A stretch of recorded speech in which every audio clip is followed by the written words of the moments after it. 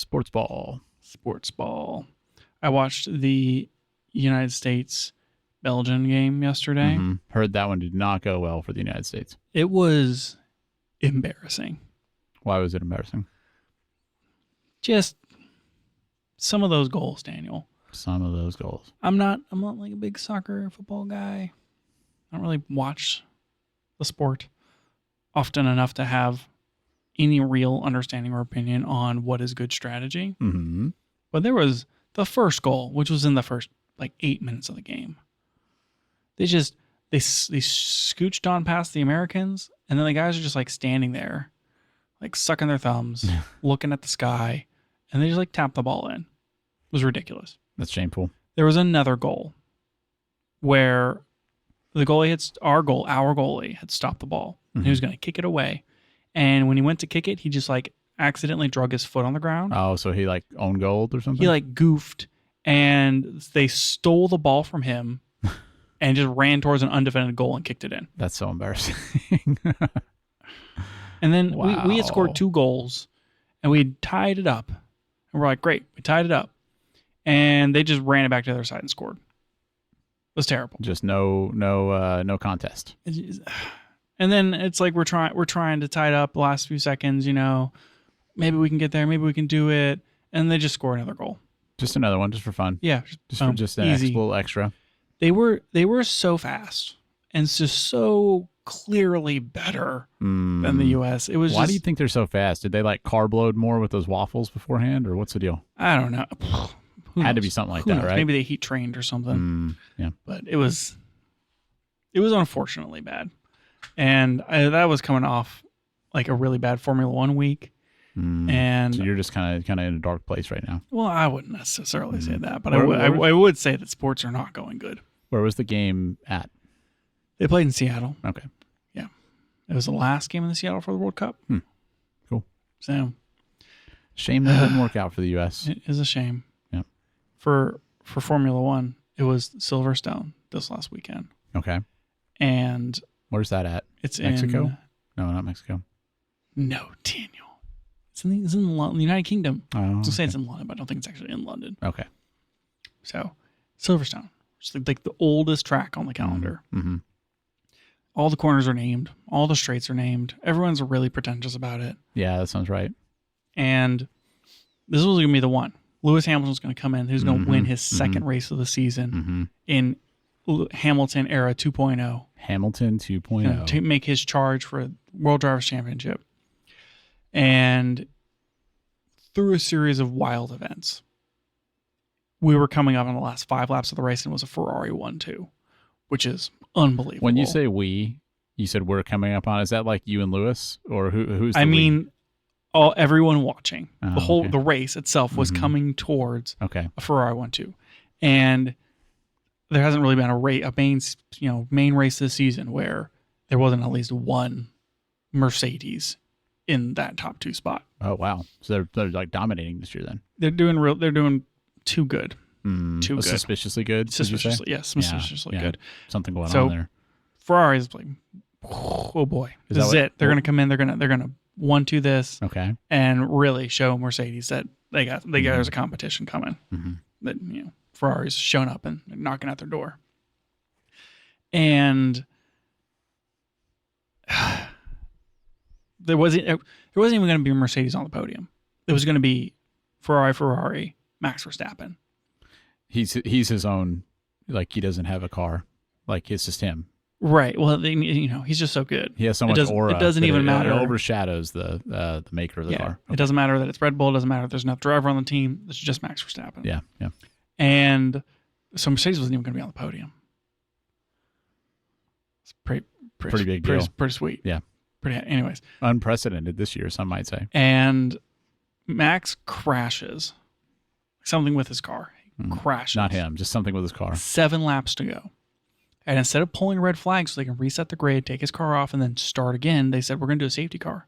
And so normally, you don't want to end the race under a safety car. No one likes it when you end a race under a safety car. It's stupid. Yeah, you don't get that excitement at the finish. Yeah, if you're that close to the end, just throw a red car and do a rolling start. Like, come on.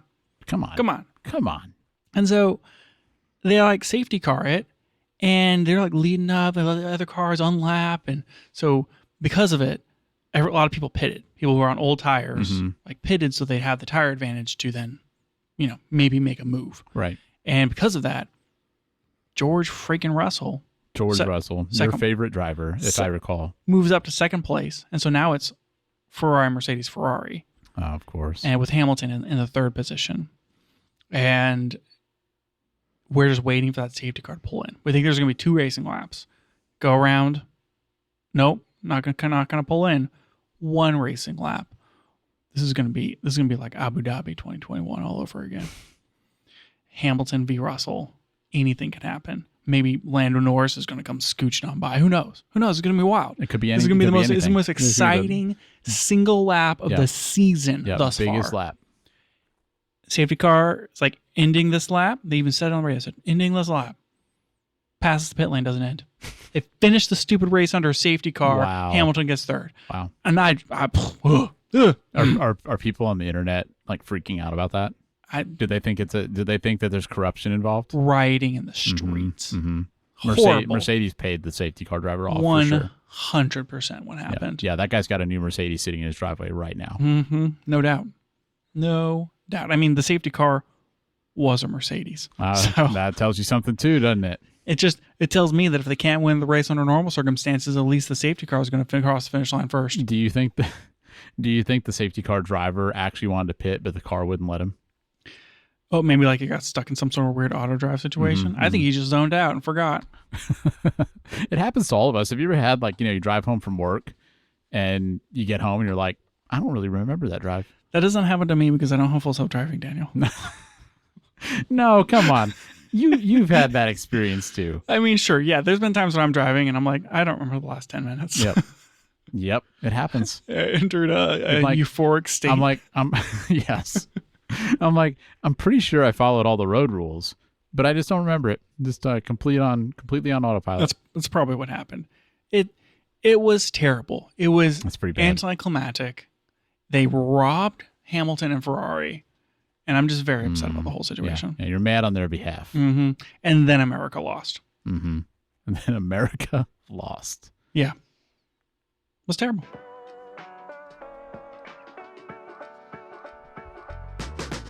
Welcome back to the Camera Gear Podcast. I'm Daniel. And I'm Lucas. And we're here today to talk about the gear, software, and techniques we use to shoot photos and video.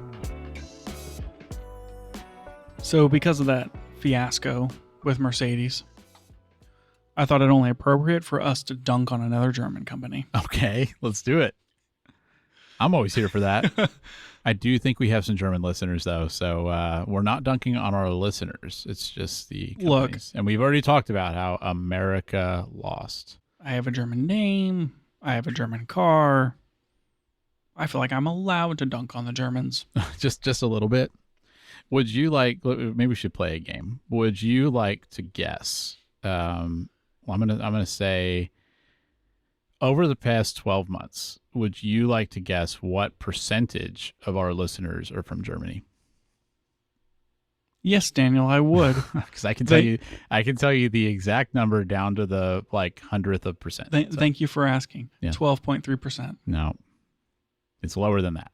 7.2%. Before we answer this question, I'm curious how the answer to this will change how much you dunk on German companies. Zero.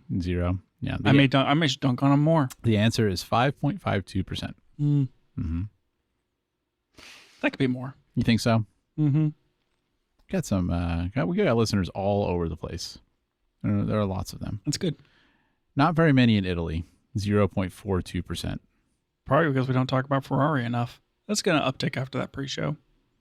We have like a couple of single listeners, where there's one person that's listened in various countries. And I got to be honest, I haven't heard of some of these countries. Like Bosnia Herzegovina. I don't see that on this list, but that would definitely be one that I would not know. Well, they probably stopped listening after the American whooped them in the World Cup. Yeah, they're training for next time. Whooped them. I'm looking to see if Bosnia, it's on there. That is on this list, and there are 13 listeners in that country. Whooped them. I'm not taking it back. You're like, I'll double down. Look, Leica released a new camera. Not released. They announced this is a preview. That's what the P stands for. I don't like this. I don't like previews. It's not like technically out. They gave it to some people, and I guess when it ultimately comes out, well, there's maybe like more stuff or whatever. Anyway, people have received the camera. People have shot pictures on the camera. We have not done that. That's right. Chances are we will not do that, but on the off chance that Leica's listening and would like for us to do that, I think we're open to doing that. Let's wait to see how this goes. No, I don't think we should. I think if Leica's listening, I think they should turn this episode off and they should just contact us and send us one to test. Perfect. Yeah. Yep. Okay, let's go. Leica SL3-P. Yeah, that's a camera name. This preceded by the Leica SL3S and the SL3. Yes. And now they have a new one. And it seems to me that with the release of this camera, there can't be that much room left in the Leica SL3 line. I don't know. They, as of now, they have used 2 out of the possible 26 letters that they could use. And no letter. Well, that's. So of the 27 permutations of SL3 from a single letter standpoint. Yes. I suppose they could release an SL3R. Indeed. But the SL3 is already 63 megapixels. Yep, they'd have to go even more R. They'd have to go even more R. They'd have to release 100 megapixels even. That'd be pretty cool. There was rumor that Leica is working on their own sensor to move away from Sony and to have their own developed. I remember that. Product, we talked about that on the podcast. Which is not irregular. And I think it would be a boon for Leica to control their own destiny from a sensor technology standpoint. Didn't Leica sell, or were they about to sell? They sold to like another German company, right? Yes, they did. I don't remember what that person's name was, but they were. Wait, was that Leica or was that? It has not been fully sewn, but the owner was that Leica or was that Airy? Because I know Airy did. They're in advanced talks to sell to the Chinese private equity firm Hongshang. Yeah, I think we might be thinking of Airy. Oh, we are thinking of Airy. Yeah. That's correct. Leica is still owned by the Kaufman family. Yep.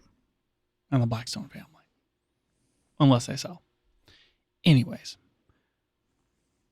This new SL3P is a new sensor. Ish. It's not the rumored Leica developed sensor. It seems those conversations are really more geared towards potentially a future SL4. I was going to say, if they're going to do a new sensor, I think they would call it a new body. I don't think they'd be, the SL3P kind of makes it seem like it's like another like variation on the SL3. And I feel like they would do something different for like their own sensor. Yes. And the reason I mention it though is I wasn't expecting this. Leica doesn't have to release new cameras frequently. Yeah. Leica can just do whatever Leica's going to do. People are going to buy the Leica cameras because they say Leica on them. And they like Leicas. Yeah, like the Leica. There you go. And so I thought, with the rumor of this new sensor and all this stuff, hold on. Everybody stop. Everybody stop. Stop the whole show. Everybody stop. Daniel, my dad just texted me. Got some news coming in hot here. Hold up. He says, I thought he said they did. Oh my gosh, Daniel. Oh. He asked me how difficult it is to learn an iPhone. I thought he said we move to the dark side, not if we move. And for a second there, I was like, Daniel, my dad just switched to iPhone, and we have to talk about that now for an hour. We would have to do an emergency podcast episode. Just cancel everything. Oh boy, he's this close. Like they want to switch, and I don't know why. He's like doesn't like Apple stuff. He complains about it all the time. Do you think that now that they're like one complete CEO removed from Steve Jobs, he's more open to Apple? I don't know. I think he's just jealous of my iPad. Yeah, he feels inadequate at how large the iPad is. No, he just wants he thinks it looks super sweet, and it's pretty sweet. It is. It's pretty sweet. Can't disagree with that. Man. Also picking up a pallet of sod. Okay, I gotta put this on D&D. Daniel, let's talk about cameras now. This is. You've got too much going on in your personal life right now. That's gonna have to wait. Wow. Okay.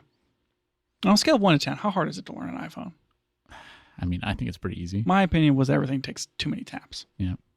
So, I didn't think that the Leica SL3-P was going to happen. I just thought they're not going to come out with another camera until they finish this whole new sensor thing and whatever, and it'll be fine. Yeah, I mean, it's like, what are they really going to add that is going to change the core of what Leica owners like, or what Leica enthusiasts want? That's what I would ask. Obviously, they're going to boost those video specs. Boost those videos. Make well, that's kind of what they did, right? Because it's like the most, it's like the most everything, right? It's like, this is the fastest, autofocus system ever in like a Leica camera. This is the best video that's ever been in an SL camera. I mean, it's kind of like that, right? Yeah, it is. It is a bit of that. I think that you think considering does P stand for performance, or what do you think that is? Maybe professional. I think from a lineup standpoint, the SL3P is the best compromise of all the cameras in the lineup. So, like, give me the extremes then. If you're saying it's the best compromise, like, where are you thinking other ones would fit? So you have the SL3, which is the 63 megapixel sensor, and it has some video specs, but you shouldn't care about the video on that camera because it's so slow to read out. You're really just going to shoot in a mechanical shutter, and that's the one you want if you want the most resolution. They came out with the SL3S, cheaper, but it's like 24 megapixels, and that's supposed to be their fast camera mode, whatever thing. But it's not a stacked sensor. It's just less resolution, and it gives you a little more performance. This one is the sensor straight out of the S1R Mark II from Lumix. So it's that 44 megapixel backside illuminated full frame sensor, and it reads fast enough to do things, but it's still over 40 megapixels, so you're getting decent resolution. And so this thing is going to outperform the SL3 in autofocus just because it has faster read speeds, but it's going to be better image and higher resolution compared to the SL3S because it's 44 megapixels and it's a better sensor. And so I think it's from in the line as far as compromises that you're going to make, this one's like the Goldilocks camera. That makes sense. I mean, I think there's like a lot of people that would be interested in something like that. If you're going to spend this much on a camera, maybe you want to be able to do kind of all the things with it.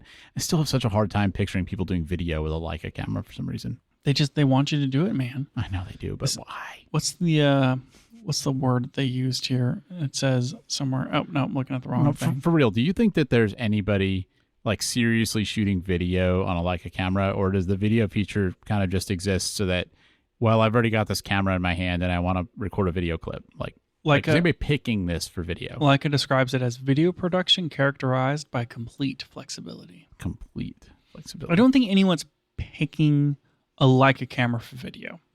It doesn't make any sense. When you're thinking professional video and your budget is $7,000, no one's going to pick a Leica. Yeah, you got a lot of better options. But if you're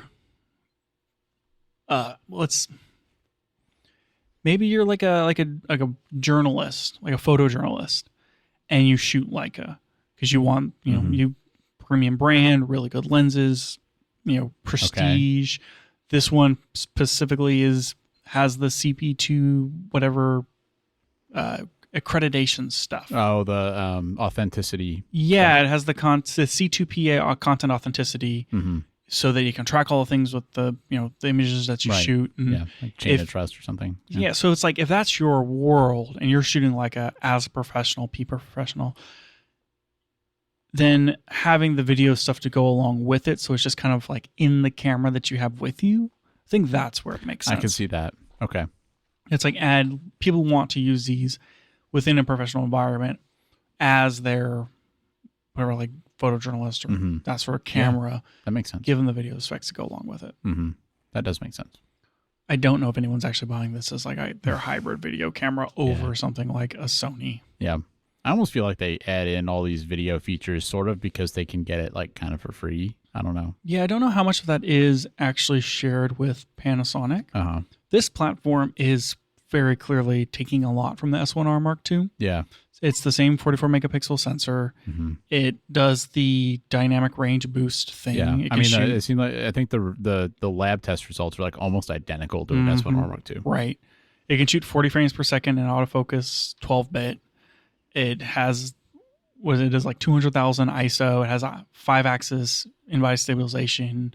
The video specs have like 8K open gate, 4K 120, 5.9K 60. Does like the DR boost in video up to 30 frames per second. Like it's all the same stuff. Yeah. That's why I'm thinking maybe they're getting a lot of that kind of for free. Yeah, right. And you know, it's for the people who are in L mount. Maybe this is kind of the more professional, like even more professional version of that camera. Yeah. One of the things that this gives you that the S1R Mark II didn't is that it's an IP54 body. Oh, that's cool. So you are getting a rating for water and dust resistance. Yeah, that is nice. It's not like, 89 or 87 or whatever, but 54 is okay. Yeah. That does mean that it doesn't have any active cooling like the S1R Mark II does. So you are going to see overheating if you shoot, 8K for 30 minutes or something like that. Yeah, which like maybe is okay with the again, like we're saying, like video is probably not actually a huge focus of this camera. Right, or if you're just shooting clips. Short videos here and there. You're not doing anything long form, which to me, this is unlikely to be a long form video camera. I wouldn't think so. But so no active cooling. They don't have as many like stabilization settings. You can't shoot internal RAW. The 4K is kind of pushes you into the all-I 400 megabit per second codecs. So like there's some limits. Yeah. But it feels like they kind of like, here's most of the features. There you go. Interesting. Yeah. It has full-size HDMI, microphone, headphone, USB-C. It kind of like just has like all the things. All the things. One of the things it doesn't have is a red Leica badge on it. It's kind of disappointing. I feel like if I'm going to buy a Leica camera, it better have a red badge. Well, it's got to be professional, Daniel. Oh, it's got to be stealthy. Gotta black that thing out. I do like that they specifically mentioned that somewhere in the product data. Like, if I was reading through the Discover page on Leica's website, and they're like, uniquely Leica, even though it doesn't have the red badge. Lol. That is funny that they know that leaving it out makes it not uniquely Leica, but they said that anyway. Yeah, that's odd. I think that people kind of expect to see the red badge, and maybe it's kind of a bummer. If it doesn't have it. I'm looking at some pictures of the body, and I should have realized this, but these cameras are so simple compared to like a Panasonic in terms of the buttons that you get and stuff. I mean, it's like way stripped down. That is classic Leica, minimalist as much. Its minimalist design takes a deliberately understated approach to aesthetics, setting it apart from the crowd. Even without the red Leica logo, it remains unmistakably a Leica with its black control elements and confident design language. And thanks to its exceptional handling, you can experience it as such. It looks like you get a tilt screen only. Yep. So that's another shortcoming compared to the S1R Mark II. Hold your horses, Daniel. I'm right. Okay. Yes, the S1R Mark II has both tilty and flippy. It has the combo screen. Therefore, it is the most superior screen. But if one had to choose. No, for this camera, if you had to pick, the tilt screen's better, but the tilt flip is the best. I guess that's true. I don't think Leica's ever shipped a flip screen camera. Yeah. It would be distinctly unlike a. Unlike a Leica. Have you noticed that none of the buttons and none of the wheels have any text on them? With the exception on the back of the play, FN, and menu, you're correct. All of the top and front buttons are that way. Yep. So you can set all the buttons and all the dials to whatever you want. If you want there are 2 dials on the top There's one on the right and one on the left. And then there's one built into the back as well. Correct. Thumb dial. So you can have all 3 of your exposures accounted for. But the one on the top left means that you have to take your hand off the lens in order to turn it. True. So you can't fully operate this thing with one hand, which fine. But you have 2 on the top and you have a thumb wheel. You could set any of those to ISO, any of those to aperture. Pretty cool. And you also get a joystick too. I think that I'm into the idea of unlabeled camera controls, though it does demand for you to memorize what they all do. Well, one thing that helps this is you never have to worry about somebody else trying to use your camera, because you're not loaning out your $7,000 Leica camera to anybody else. No. Like, you're the only one that's ever going to use that camera. I don't think I like that the power is like a push button on the back. That's kind of always been the case, though. Yeah, but I mean, just, compared to, I don't buy cameras this expensive. Compared to the cameras I buy where they have a physical switch, I like that I can turn my camera on without looking at it. I mean, you just, so a switch instead of a button. Yeah. I guess I didn't think about that. Yeah, every other camera that I've had it's a physical switch. Yeah. It's not like push and hold. You can like feel it and know if it's on or not, and you're not having to like press the button and like you have to hold it for a certain amount of time. Like, I don't know. Anything that especially a power button, right? There's no power in most power buttons. It's a press and hold situation. Yeah, a lot. And it's like, how long do you hold? But don't hold so long that you're like forced to reset or whatever. The absolute worst version of this is, for some reason, the DJI Avata 360. I cannot get the goggles to turn on reliably. That one's impossible. Like, I know how the DJI stuff works. I know that you like kind of double tap and hold and that turns it on. For some reason, I can't get the timing right on the stupid goggles. It's the worst thing. You told me that, and then I tried to do it. Literally impossible. Yep. You sit there for like a minute trying to turn the stupid thing on. Ridiculous. I was looking to see if this thing supports the wireless charging base. And it doesn't seem like it does. I know like the Q3 does, which is always seemed really cool. That might be like a uniquely Q3 thing. Well, one could have dreamt. But no, it doesn't. Anyway. Nice looking camera. But I don't know. It's like, it's a little hard to get excited about, I think. Just back to the buttons for a second. Okay. I feel like every time I get a new camera, I can use the default buttons on it. When I kind of feel out, okay, how am I going to use this? What am I reaching for when I go to change the ISO or I go to change like white balance? Where do your hands naturally go when you try and use it? Which settings am I frequently diving into the menus for? Yeah. And if I'm using a camera and I find myself going to a menu more than twice, that needs to be on a button. And that's kind of how I decide which things are on buttons and which aren't. And I try not to deviate too far from the default because I don't have to reset it up, because on my X-T3 it kept resetting the settings on me and it was a whole situation. Yep. I will change buttons. Like my white balance button on my XH2S, it doesn't do white balance. And it confuses anyone who tries to use it. Yeah, it's a decoy. Decoy button. Yep. So I kind of appreciate that they just win for it. Yeah. Said no buttons. Or not no buttons. no labels. No, well, that's your iPhone. What was the camera that was no buttons? It was like some trendy camera that came out and it was like really... It's called an iPhone. No. I have no idea what you mean. It'll come to me later. So I'm pro no letters on buttons. No letters on buttons. I do wish that there was another camera not that long ago that had backlit buttons. Remember that? That was the A7 V. I wish more cameras. A7R6. Yeah, I think it's A7R6. I wish more cameras would do that, because I think that's cool.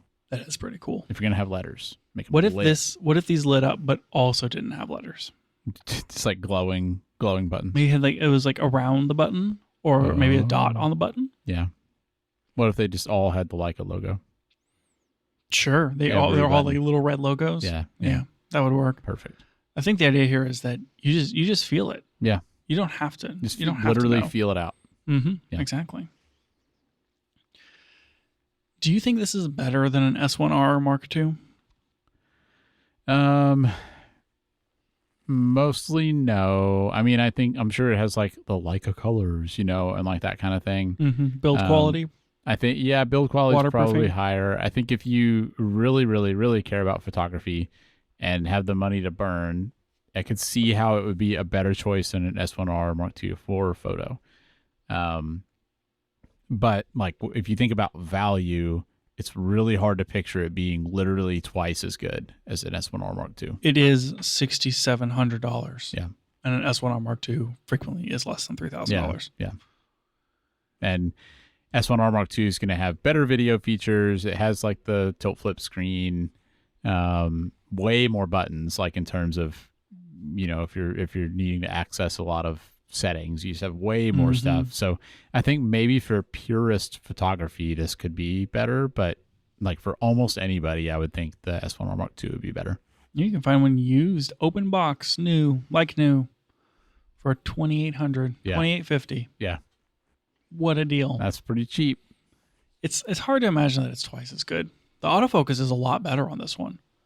The eye detect is super, super good. When you say better, to clarify, you mean better than other Leica cameras? Correct. But as far as the Leica SL3 line, it seems that the SL3-P has a substantial improvement in autofocus. They added automatic subject detection. Okay. I guess to switch between like dog mode and people mode. Or it could mean between body and eye and face. Can you imagine how good it would feel to buy a Leica and use it to take pictures of your dogs? Pretty cool. Yeah. I'd be into it. That sounds fun. So I think it may be better just from a build standpoint as far as the quality of the product. But as far as the images produced, it's hard for me to imagine that this is going to produce images that are $3,000 better than an S1R Mark II. That's exactly what I think. I feel like maybe the Leica colors help a little bit, but it can't be that much of a difference. And it's challenging in so much that it's not like we're talking about, a Nikon versus a Canon. You're going to buy what's in your lens mount. These are both L-mount cameras natively.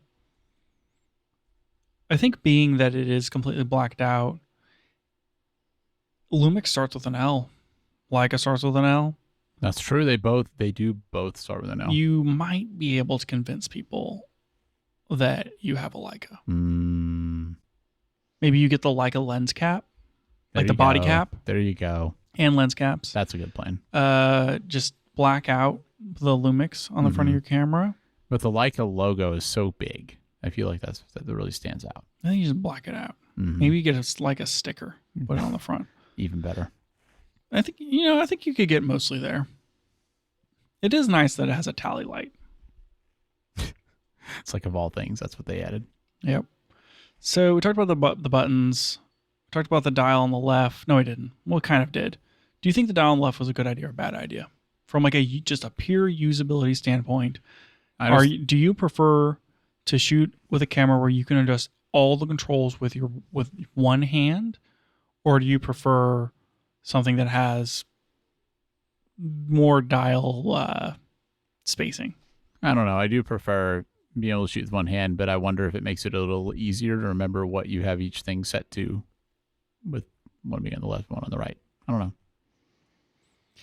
I'm so used to having cameras where I have a dial on the top left. Yeah. All my pictures have that, where it's like either the custom dial or it's the ISO dial.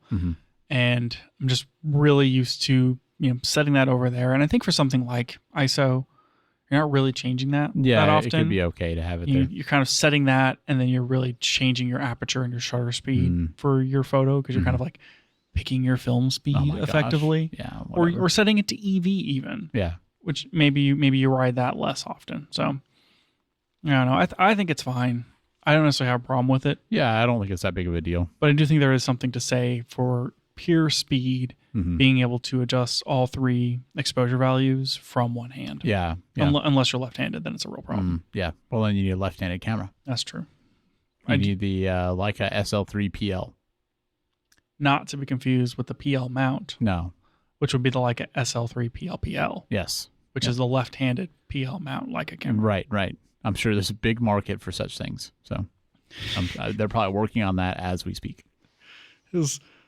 2 people. So no red logo, better video, down on the left. That's about it, man. I kind of mentioned already that I think this is peak SL3. Yeah. But it does seem like peak SL3, but it just, I don't know. Did we really need another one of these cameras in this line? It's all low volume, right? Was there a group of people who saw the SL3 and they said, I'm just going to hold out, this isn't for me, and then the SL3S came out and they said, well, that's too low resolution, I'm just going to hold out to the SL4, and finally a camera's come out that they need? I mean, maybe some people. There could be a few. I wonder, right? I mean, it's people who are saving up their pennies for a $7,000 camera. Like, they were holding out. SL3 was not for them. Yeah. They have an SL2 right now or something. Like, is this it? Is this what's going to push them over the edge? Maybe they sell their SL3S and they buy this. Mm-hmm. To me, this is more appealing than an SL3S. Yeah, I think it's more appealing than that too, but I'm still not. It's hard. I mean, it's just hard to be that interested in it when it feels like you can get a camera that's almost as good for half the price. Yeah, I think it's one of those things where if you held one and you shot with one, you would understand. You would say, I see where the money went. Yeah. As far as just the quality and the comfort and the I don't know, the majesty of the build of the camera itself. Majesty. Unlike the plastic magnesium garbage that is a Panasonic camera. Yeah, I'm sure the build quality's higher, no doubt. $3,000 higher. I doubt it's $3,000 better. Also, if you open it up, got that juice. It's got that Leica juice in it. Yeah. So that's true. Yep. I think it's good. Yeah. I think it's I want to say it's what the SL3 should have been, but going down in resolution probably would have been not good. Yeah. Like the SL3 being... I think it's good for them to have a high resolution camera in that lineup. From an image quality standpoint, it being a Leica, they have to have the high resolution camera. They can't really go down. But I think from the SL3 is maybe not the best all-arounder for the working professional that needs one body to do the thing. Yeah. And so I think that this, as the pro camera for photography professionals who shoot Leica, it just makes more sense. Yeah. Yeah. So I think good release, maybe not for everybody. I would agree. I mean, it's always good to have options, I guess. It's just surprising to me that they invested in this. They have to have been able to steal so much from Panasonic to make this cheap to do. I don't know. Partner. The SL3-P shoots in DNG. Interesting. Which is now an international ISO standard. Oh, not to be confused with the other ISO. Yes, not to be confused with the other ISO. I don't think ISO rating is an ISO standard. That's interesting. I don't know if that's true. Yeah. I just don't think it is. I think you're probably right. But ISO 12234-4 colon 2026 DNG RAW. But not to be confused with the raw internal video that this camera doesn't shoot, which the S1R Mark II does shoot. You can do external RAW. Can it? Yeah. Huh. Over full-size HDMI. That's true. It does have full-size HDMI. I don't know. Weird camera. Do you think this standardization of DNG is a big deal? I don't know if I should feel like it's a big deal. I guess it's better than each brand having their own RAW format. Is DNG RAW? Yes, DNG is RAW. But I guess it's digital, negative, something. I mean, I think that's probably a good thing because, you always see with softwares, I mean, like Mac Preview, DaVinci Resolve, etc. Like they've all had like weird shortcomings of which company's RAW files they can read. And so having a standardized format does seem nice. I think that it can be frustrating that every camera manufacturer has their own RAW extension platform, whatever. And it can be challenging for companies like Adobe, or maybe less so Adobe because they're a behemoth, but company, anybody else making anything that's going to process like the developers of like Darkroom, for instance. But I mean, like they use the Apple engine, right? Because they're not going to go make it for every single whatever. Right. There's a software that my dad uses that still doesn't support NEF files, and he complains that he has to convert all of his Nikon files to TIFFs in order to like use the software that he wants to use. And I'm just like, maybe just get a different software. Yeah. But it's like the thing that he wants to use. Yeah. So frustrating. Yeah, you want things to be like interoperable and stuff. And I don't love that DNG is Adobe's baby, but it is an open standard. Yeah. And most things that shoot RAW that don't want to deal with creating their own standard, Leica, for instance, shoot DNG RAW. Yeah. DJI drones shoot DNG RAW. iPhones shoot DNG RAW. I think it's a decent standard, and it's nice that it is officially standardized by one of these, international organizations. I don't think that that's going to yield with Nikon and Sony and Canon and Fuji. I think they would probably make some kind of argument about how their format lets them do something special, and sure, our files are more efficient, or they have more data or something. They'd come up with some excuse like that. Those things aren't going to change. So I don't think this is going to be like some landslide of how everyone's using DNG. Yeah, I don't think so either.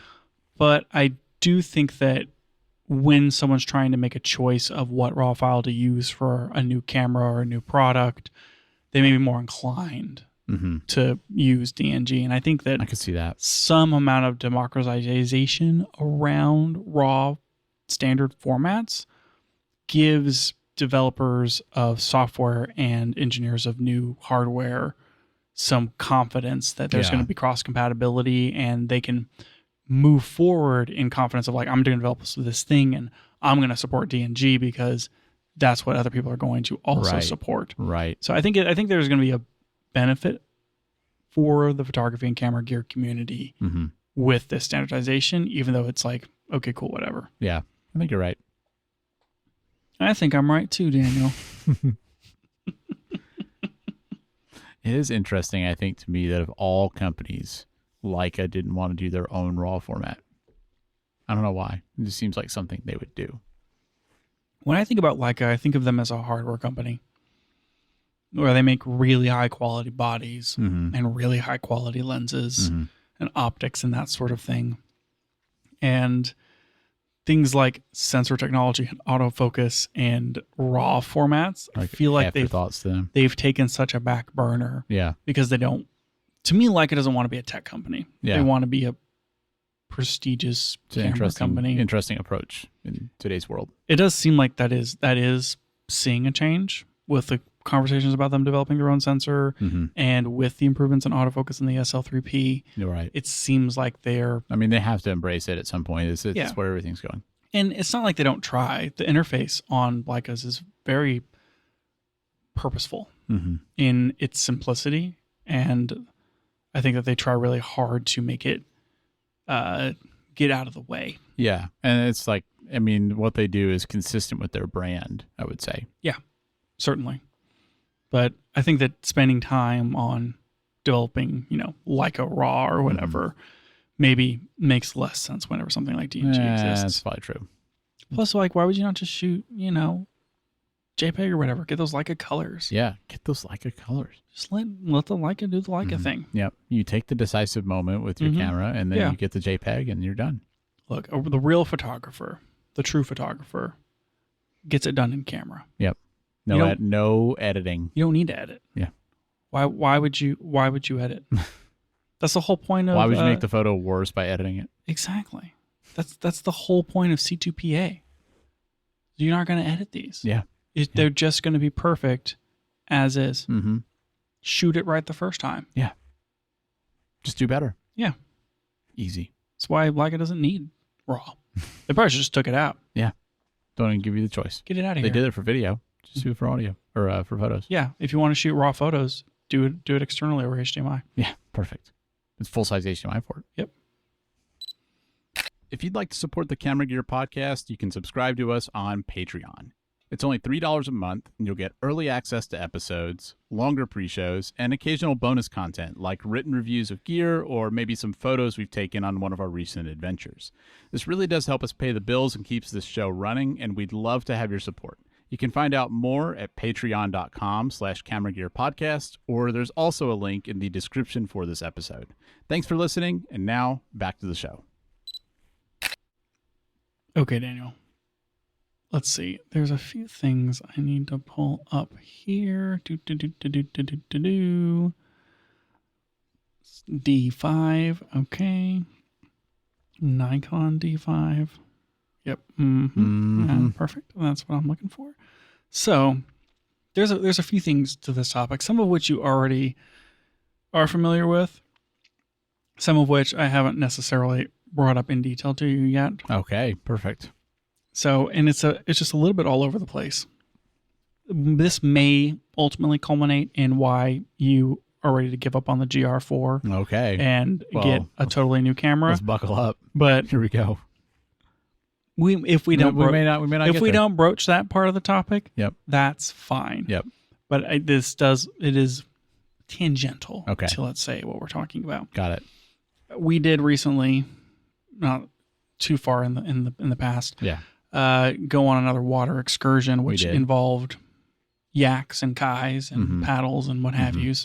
Not quite in that order, but yeah. No, but we're gonna go kayaking, and they gotta bring a camera. I mean, honestly, it's like the first thing I think of.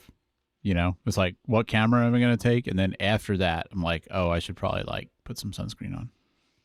Yeah, and I didn't even wear sunscreen. Even better. My knees got burned. Yep. But not too bad. Yeah. Got a nice little tan afterwards.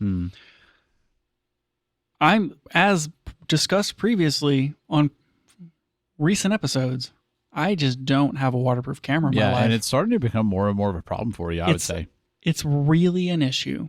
And I need an underwater camera. If OM Systems would just get it together and come out with a new TG8, yeah, my problems would be solved. Maybe. Solved. But they won't do it. Yeah. They won't do it. And you don't want to buy the TG7 because it's ancient. Also, 1/2.3-inch sensor. Pretty garbage. Look. It's a really impressive camera, though, for its price and all that. I mean, it's good. It's super, super cool. I would love to have a TG7. Our friend has one that has like a floating wrist strap. So if you knock it off the boat, it just floats. Super, super valuable. Love it. Yeah. Love it, love it, love it. They take it underwater snorkeling. Yeah. Great. Yep. So good. I want a camera like that. Yeah. We mentioned this previously. The GoPro has a 50 megapixel 1-inch sensor. The sensor is just bigger. Yeah. It's 4 times bigger and 4 times the resolution. Like you could just crop in. If you cropped into 12 megapixels on the GoPro, you would basically have a tough TG7. The only problem with the GoPro is, and I was telling somebody about this recently, like taking photos on a GoPro or using a GoPro as just like your general vacation camera, like the form factor is so awkward with the little, walking around with a little cube. Get the hand grip. They do, I guess for the new ones, they do have a hand grip. They got the hand grip. I'm telling you, man, GoPro Mission 1 with a hand grip, my only problem, and why I haven't pulled the trigger on that, 9mm equivalent, 159-degree field of view. Yeah, very, very wide. It's so wide. The problem is it's probably like kind of fisheye, so even if you crop in, you're getting kind of a weird effect. Yeah, like just a little bit. I know that it has some sort of like rectal whatever modes, but do they make a aftermarket like telephoto type thing you can put on there? I looked, and most of them were just make it wider. Nothing to make it tighter. Just even wider. If 159 isn't wide enough, you just go even wider. This may still just be the answer. Yeah, but it's not a bad answer. That's for sure. I don't like using my phone because I know I'm going to drop my phone in the water. Yeah, I mean, I want my phone to be in the dry bag the whole time. I don't mind like dunking my phone a little bit. Well, yeah, but I just don't want it to sink to the bottom of whatever body of water. That would be the worst thing. Yeah, especially if you're out on vacation. You know, you're like out of the country, and then you just drop your phone in the water. When we went sailing, I was like, game over. Right? Yeah, just don't. My phone stayed inside the whole time. Yep. I know it's going to happen. I just don't drop your phone in the water. Yep. So we went kayaking. You brought the Insta360 Go, which the pill portion that pops out is waterproof. Yeah, and so I had that clipped on my hat, and I had the action pod is the pill. I had whatever the other piece was, like in my dry bag. Yeah, and you had problems recording. I did, which happens every time I use that camera. Every time. I love the concept, but it is so hard to know in the moment when it's on when it's recording. I pressed the button. I saw the red light blink. Yep. And it, which should mean recording. And I got a 2-second clip. Ugh. Very frustrating. Ugh. Maybe that was like a setting or something. I don't know. So it's like that's the most waterproof option that you had. Kind of failed you. Yeah. Didn't really work out too great. That's frustrating. I brought my Kodak EasyShare 2009 point and shoot camera. Also not waterproof, but really cheap. Put it in a zippy bag. That's a good way to do it. And took it in and out, which was cumbersome. But it was fine. Yeah. And I don't know. That was like a low stakes camera for you, or you wouldn't want to lose it or get it damaged, but it wouldn't kill you if it did. The last time we went kayaking, I brought my Canon AE1 and took it in and out of a dry bag, and that was cumbersome. Yeah. The time before, a few years ago, I just bought like a waterproof film camera and shot with that, and that was fun. I mean, I think that's kind of the lesson learned, I think, is because when we went on the sailing trip, I took the GR4 in a Pelican case, and I didn't pull it out much to shoot with because it's just like, even just like the act of pulling it in and out of the bag, it's like that's like extra risk of it slipping as you're trying to like get it in and out and stuff, and it's just it takes so long, that like you miss the moment or like it just feels easier to not do it. I feel like for this use case, having something that is waterproof to where you can have it like clipped on like your life jacket or somewhere to where you don't have to pull it out of a bag, I feel like is a requirement. I think so too. It's been frustrating to, like, if you want to capture like the decisive moment, you want to get those snapshots, having to like bring something that is water sensitive in and out of its dry location.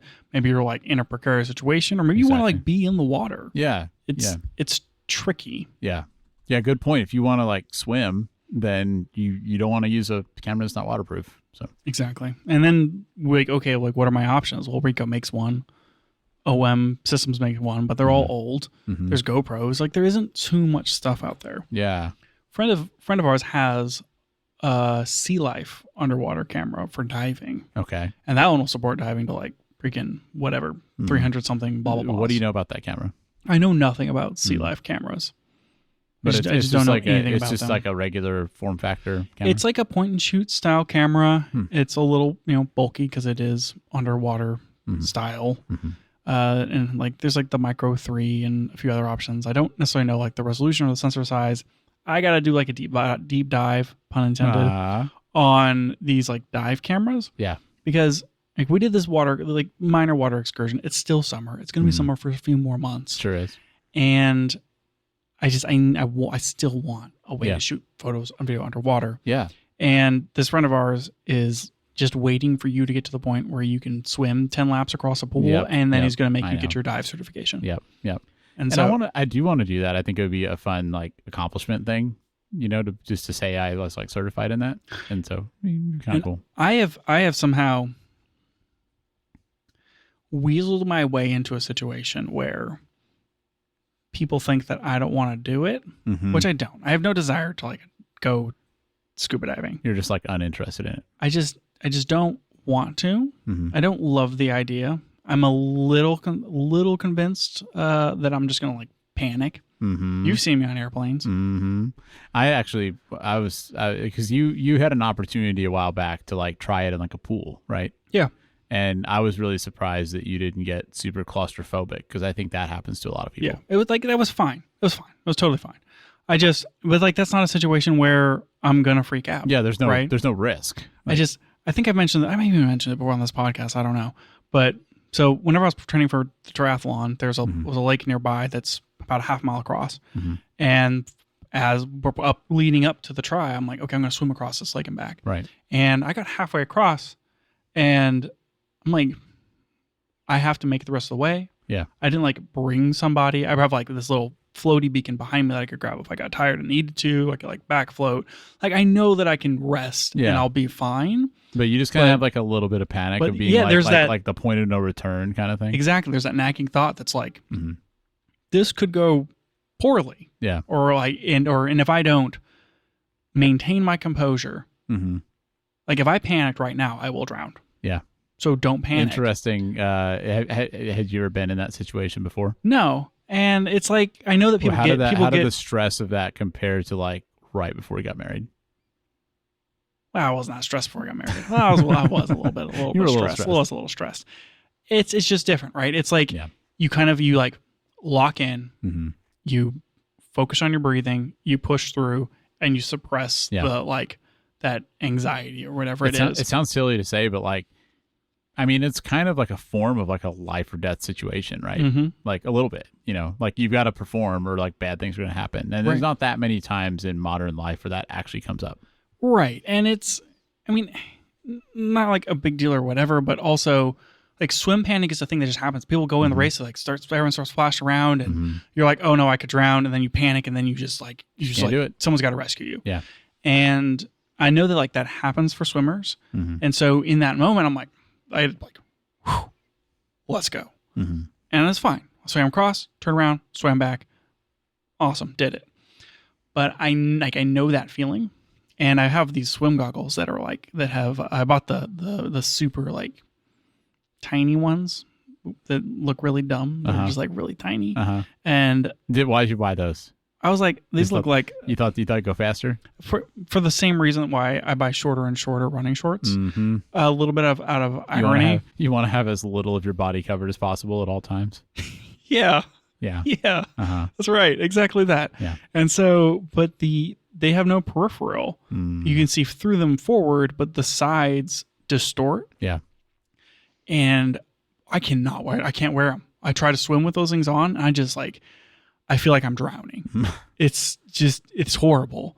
And so I'm like, okay, I need peripheral vision. These are bad. And so I kind of like had these certain feelings around water in certain situations. Yeah.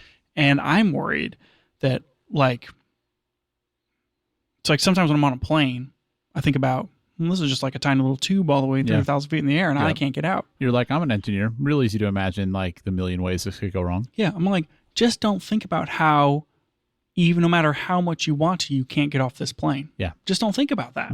Just don't think about it. Yeah. And I feel like if I'm 60 to 100 feet underwater in like a scuba, that's a pretty deep dive. Okay. I don't know, Daniel. Maybe I'm 50 feet underwater, 30 feet underwater, whatever. I'm down there and I'm like in this gear and it's just like, don't panic. Yep. Just don't.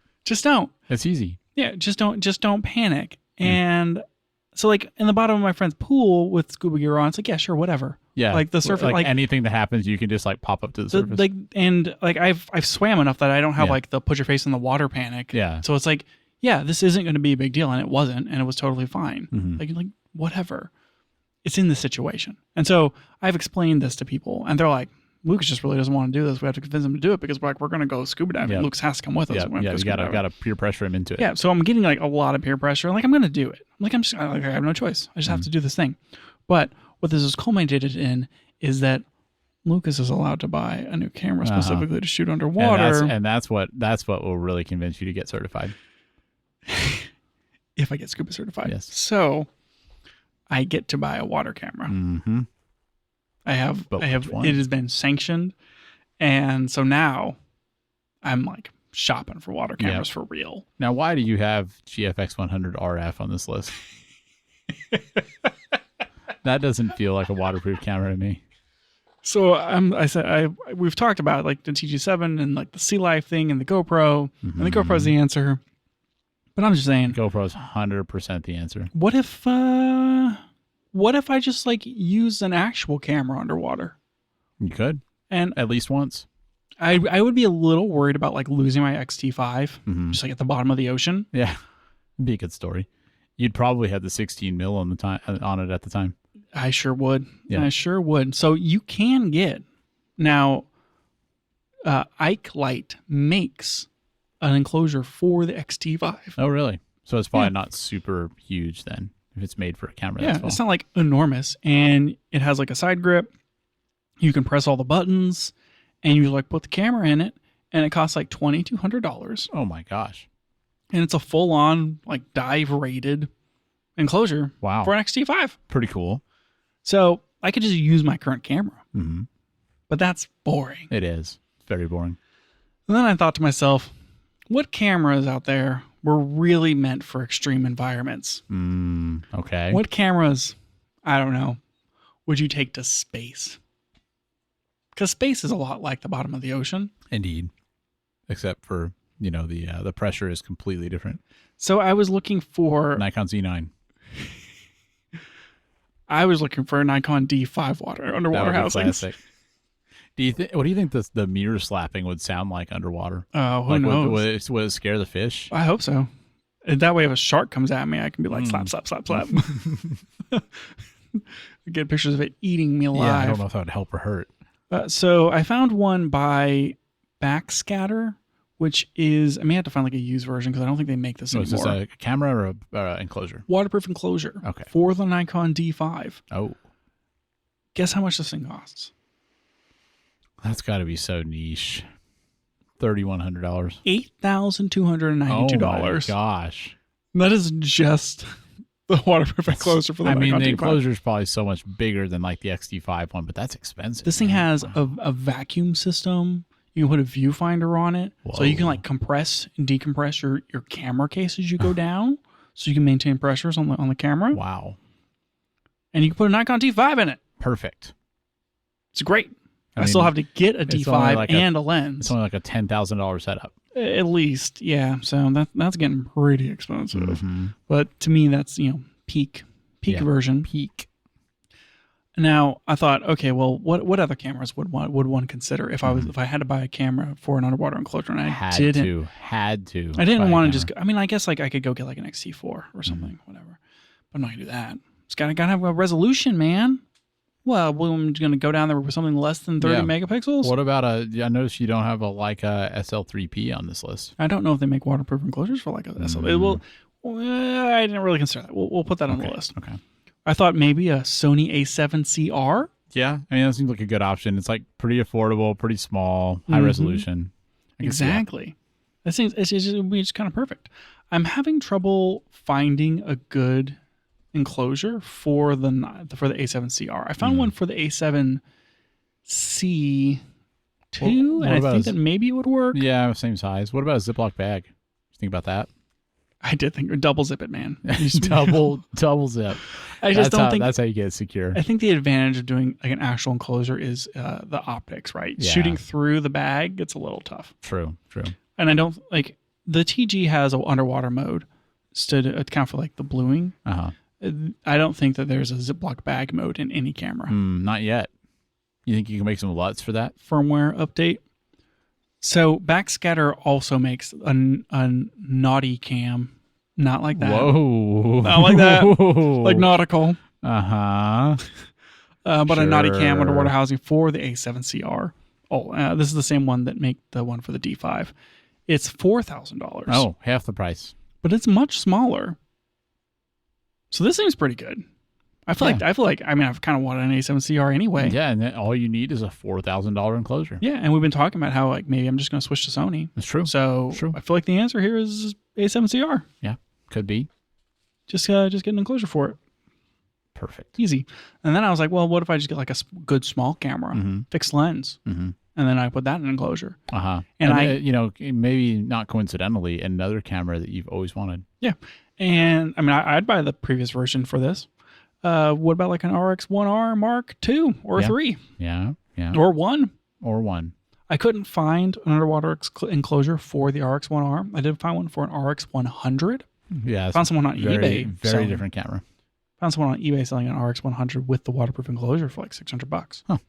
That's like it's a very different camera though. Very different camera. So not full frame for one thing. Having trouble finding an RX1R Mark II or 3 waterproof enclosure. Yeah, but that seemed like a really fun option. You considered fashioning your own waterproof enclosure? If I could figure out how. Yeah. Maybe I would. Some plexiglass. Well, one of these ones that are specific for the cameras. Well, that's nice because you can use all the controls. They have something for all the controls. Yeah, that's a big advantage. Mm-hmm. Exactly. I'm not quite sure how the lenses work. Like if you can swap lenses underwater. Yeah. That'd be pretty stinking wild. It seems like that may be the case. Really? Wow. That really surprises me.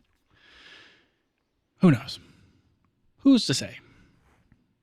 I looked for a GFX 100 RF enclosure because I want to buy one of those anyway. And maybe like this is finally the reason, right? It's going to go underwater and bring us $5,000 medium format point and shoot. Obviously. And then I thought to myself, medium format cameras below the seafloor, at the seafloor, below the sea ceiling, underwater. Perfect. Great idea. Yes. So then I was looking for the GFX 50R. Okay. No dice. GFX 50S though. Dice. Mm-hmm. What was the cost on that enclosure? Also expensive. These are all like $2,000+. Which, if I'm taking like even a $2,500 camera with lens, like $3,000 worth of camera gear, if I'm taking that 60 feet down, I mean, spend all the money, same right? Same price as the camera I feel okay about. I think where I'm having pause is like an $8,000 enclosure. Man, you don't want any of that water getting in there. So can I give you some other suggestions that you don't have on your list? One more. Okay. Rico GR with a waterproof enclosure. No, I could see that. Camera's affordable enough. It's small, so the enclosure has to be somewhat reasonable. Maybe. Okay. What options do you have for me, Daniel? Well, we saw at NAB that there was an underwater enclosure for a Pixis. We did see that. That'd be pretty cool. That would be incredible. Yeah. Second idea, have you thought about a waterproof enclosure for a medium format film camera? Yes. Yes, I have. And whenever I look up those things, I always land on the Nikon Nautica? No. Nikonis V. Oh, we've talked about that. Which is just a underwater film camera. Oh, okay. So that's probably a better option than the enclosure. Oh, yeah. Yeah. No, but okay. I don't think I don't know if anyone's made like a medium format underwater camera. That would be pretty cool. Wild. Pretty cool. They made the Nikonis V until 2001. What about something like a Lumix S9? Do they make Lumix S9s for with waterproof enclosures? Because I have a Lumix S9. Diving enclosure. There's a lot of them out there. It seems kind of hit and miss, but Backscatter makes one for the Panasonic S9. No, they don't. Never mind. Oh. No. Woof. All this discussion. I know it'd be cool to have I can shoot with this super good camera. I just can't get over thinking the GoPro Mission 1's the right answer. That one you don't even have to have the enclosure. You can buy the dive enclosure. Or you can just take it underwater. You can do super cool video and photo with it. It fits in your pocket. Yeah, you can use it outside the water. Unlike those waterproof enclosures are only useful whenever you're actually around water. I don't know. Oh my gosh, Daniel! It just seems like the right choice. They make one for the LX10 and the LX15 Leica cameras. I wonder if that means it would fit the L10, like the new Lumix. Maybe. Oh, I could take a Leica underwater. I think you're right. I think the answer is the GoPro. And that's just it. I'm just going to have to do a GoPro. Yeah. The grip is mechanical, so I just bring the grip with me. Oh, that's cool. With the grip, it feels like it'd be usable enough and small, and it just seems like less to mess with than having this enclosure and dealing with all that. I don't know. It does have a 50 megapixel sensor in it. But what if the answer is GoPro and a waterproof enclosure for a real camera? Have both options. I just think that I would look really, really cool. Because have you seen these waterproof enclosures? They're they have huge. like a plate that comes out with like, usually they have a handle that you can grab, like a big old handle, like something a video rig. Wear with gloves on. And it just looks really cool. And I think having one of those bad boys strapped to me would be really cool. You think so? Mm-hmm. You think that would really like improve your aura? Oh yeah, 100%. That is one advantage to the GoPro too, though, is that you'd be able to, clip it onto your gear. If you're diving or something, you could wear like a chest mount or a head mount or something. Not something you're going to do with a bigger camera. Yep. And the other option, obviously, of course, is looking at a dedicated dive camera like the Sea Life. Yeah. Specifically for that. So a lot of research to do, obviously. Yeah, a lot of choices there. Answer is just buy a GoPro Mission 1 Pro. I really think you're going to find that you want two things, because I think that, like, obviously you get an underwater enclosure for a camera. That's not something you're going to take on like a kayaking trip, Or is it? Whereas the GoPro, like, you would use for that. But then if you really want to take good photos underwater, then sure, you want to have a big camera. So it just feels like two separate uses.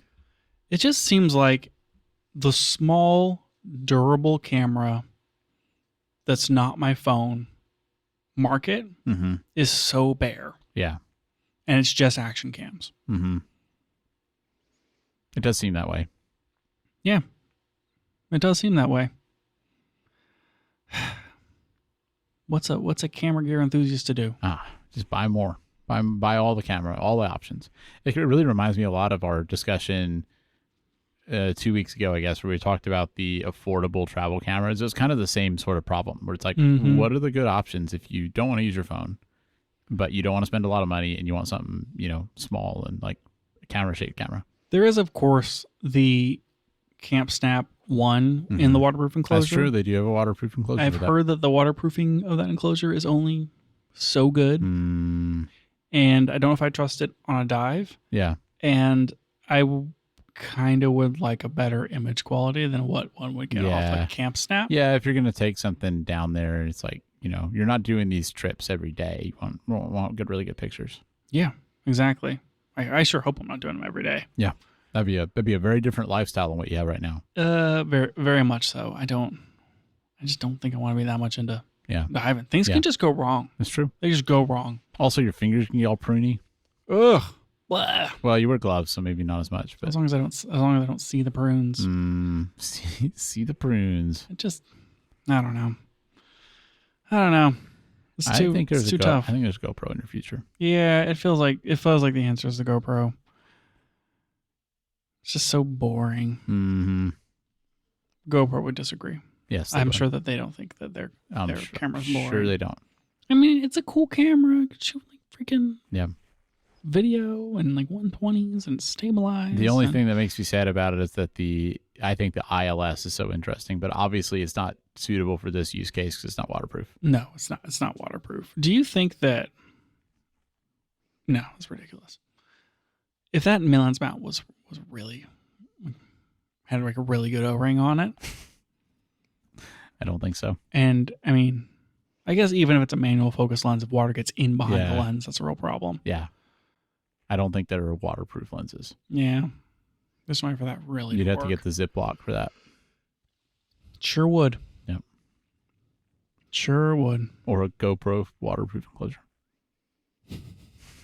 They do. I mean, I have one for mine. They make the dive ones. I have the GoPro 3, the really old one that I have. You still have a GoPro 3? I do.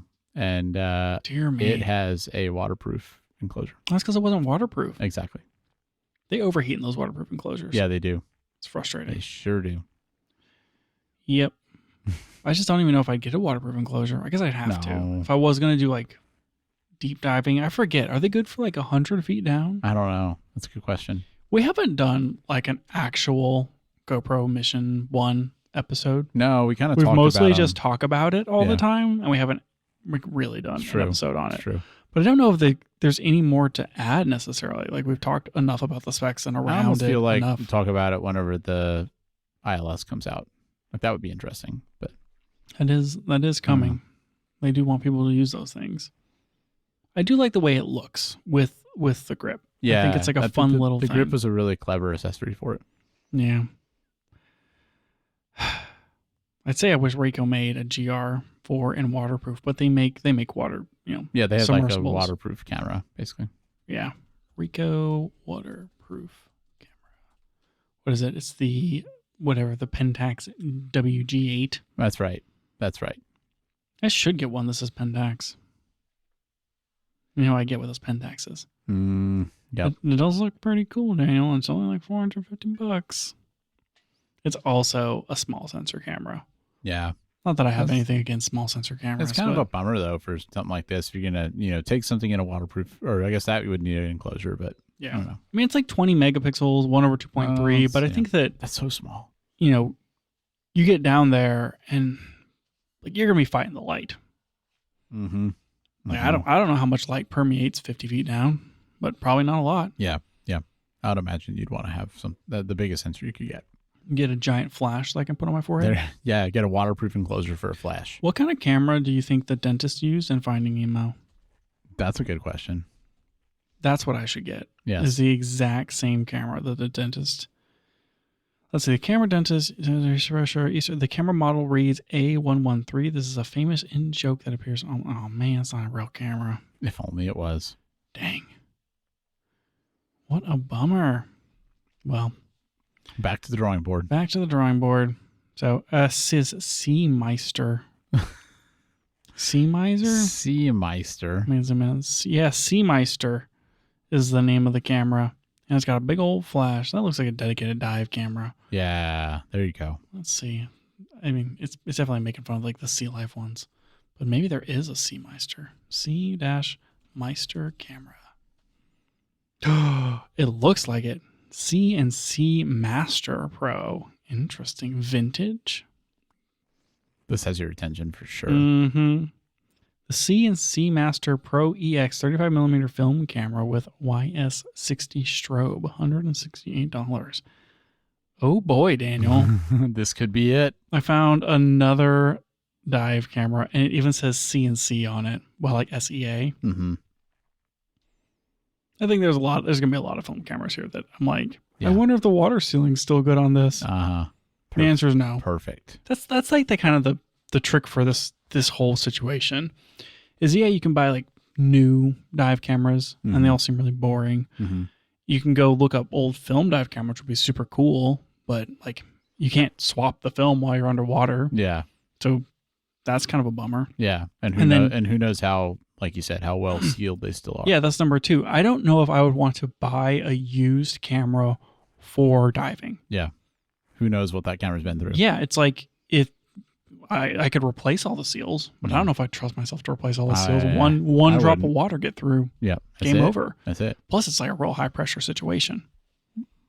In so many ways. Mm-hmm. Right. So many ways. When I chuck the camera because I panicked and it bangs against the tank. Yep. It's got to stay together. Yeah. It's got to stay together. So it's tough. Tough situation. Mm-hmm. Do you think for a diving adventure that you would need to get a new camera? I don't know. I think it probably depends on whether you had a camera, because I feel like it's one of those things FOMO. It's one of those things that I would opposite. Opposite FOMO. If it's being captured, I don't feel like I need to capture it. Yeah, I feel that. But it would be a cool thing to have photos from. So do you think maybe I'd use it as justification to get a GoPro? Do you think Insta360 should have made the Luma Ultra waterproof? I just don't think it'd be possible with the gimbal and stuff. I mean, the Luna Ultra and similar things like the DJI Osmo Pocket, I mean, they're kind of action camera adjacent, but they can't be as durable as something like a GoPro. Like, you can picture so many ways that gimbal could break. It just seems so delicate. Mm-hmm. And I mean, yet so cool. The DJI stuff's the same way. It's just like, I think it's just a different tool with different trade-offs. So I think it's reasonable if they didn't. I wonder, though, if their 360 cameras are. I think some of them are. Because that would be cool. Take a 360 camera down there. I guess I could look at like a full-on 360 camera. Like the Insta360 X5. Yeah. That would be fun. Dive Insta360 X5. Ooh, you can get an invisible dive case for it for $120. There you go. That could be pretty wild. Kind of a fun option. That could be pretty wild. What would be fun about that, honestly, is get that camera, get the stupid long selfie stick they have. You know, they have like the 30-foot selfie stick. Yeah. Just stand on the boat and just like harpoon that thing down into the water. Honestly, it'd be super fun. Why am I not doing that for the cruise? I know. It's not too late. Tie a rope to it and chuck it off the side. There you go. Worth it. Bring 400 feet of paracord. Drop that thing in the water, like tow it behind the boat. Yep. Oh man, man, so cool. I'm gonna get thrown into boat jail so hard. The brig, is that what they call it, Daniel? That is what they call it. Yeah. Oh my gosh, this is a wonderful plan. 50 meters. This is. I think you should get. I think this is it. Interesting. I think this is it. It's a perfect idea. Oh my gosh. Invisible dive case Pro, even more resolution. Oh, they have a Pro. Why do they have a Pro? What is there? If you're a pro diver, if you just get really good at polishing, can you just not get the regular one? I don't know. That's a question for Insta360. Yep. Send them an email or something. Yep. Why do I need the Pro case versus the regular case for diving? Anyway, Daniel, we're just. I don't think there's any more here. Yep. I think we've gone deep enough on this topic. That's it for the show today. Thanks for joining us, and if you liked it, tell a friend so they can check it out too. You can find out more about the show at www.cameragearpodcast.com, and you can find us on Twitter @CameraGearPod. We'll be back with more next week.